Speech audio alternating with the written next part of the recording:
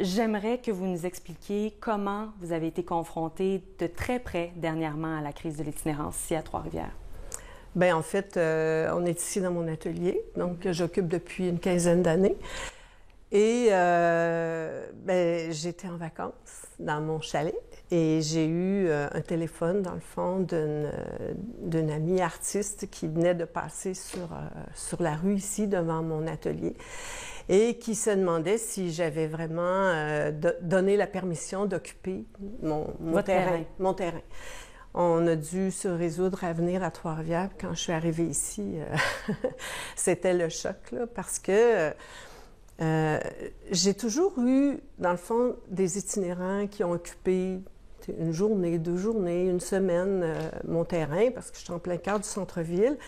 Mais là, il était entre 10 et 15. Il y avait des gens qui étaient couchés sur le perron en avant, qui étaient assis tout juste ici devant la porte. Devant la porte, il y en avait qui étaient assis, adossés au mur. Il y en avait sur le côté. Il y avait des campements dans la cour. Il y avait une tente, des matelas, des...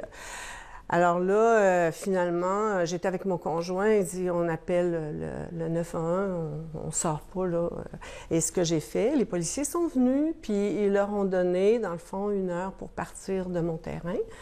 Et ils ont été très polis, puis coopératifs, mais finalement, ils sont revenus. Ils sont revenus après combien de temps? Le lendemain, ils étaient ici. Celui qui dormait sur mon perron, on ne pouvait pas rentrer carrément. Quand il s'est escarpé, quand il est sorti de son sac de couchage, il n'y avait pas 18 ans, là. Et puis on a dû se résoudre, dans le fond, à mettre des clôtures de chantier pour essayer de confiner, en fait, fermer ma cour pour éviter justement qu'ils reviennent toujours s'installer. Alors à ce moment-là, ils sont venus, mais ils sont installés sur le terrain à côté, qui est vacant, qui est en attente d'une construction.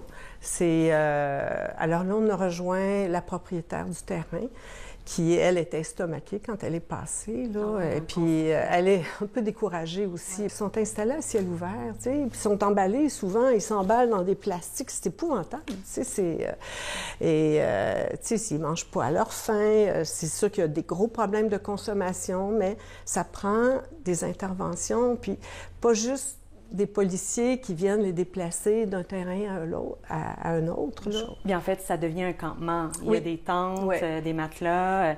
Puis, d'ailleurs, pour le nettoyage de votre terrain, comment ça fonctionne? Est-ce que vous avez eu de l'aide des autorités ou est-ce que c'est vous qui avez... On a fait ça nous-mêmes, là. Puis, c'est pas des déchets que tu mets dans la poubelle, là. Faut se débarrasser de ça. C'est des déchets humains, là, si je peux dire.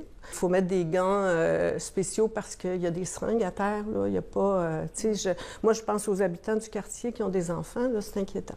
Pourquoi avoir choisi de témoigner? Il faut absolument que les gens arrêtent de détourner le regard, puis tout le monde travaille en collaboration pour essayer de gérer ça. C'est une crise qui est extrêmement complexe, je le comprends, là. Il faut que les organismes soient soutenus de façon à ce qu'ils puissent travailler. Les policiers, ce qu'ils nous ont dit, c'est que les organismes débordent, ils n'ont plus de place. Ils n'ont plus de place pour offrir des services.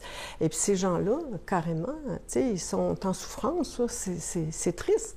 Avez-vous l'impression qu'on déplace le problème à chaque intervention à Trois-Rivières en ce moment? Ah oui, assurément. Moi, je sais très bien que s'ils sont arrivés sur mon terrain, c'est que le carré de la fosse, qui est juste à côté, a été vidé, puis le parc Champlain, et puis...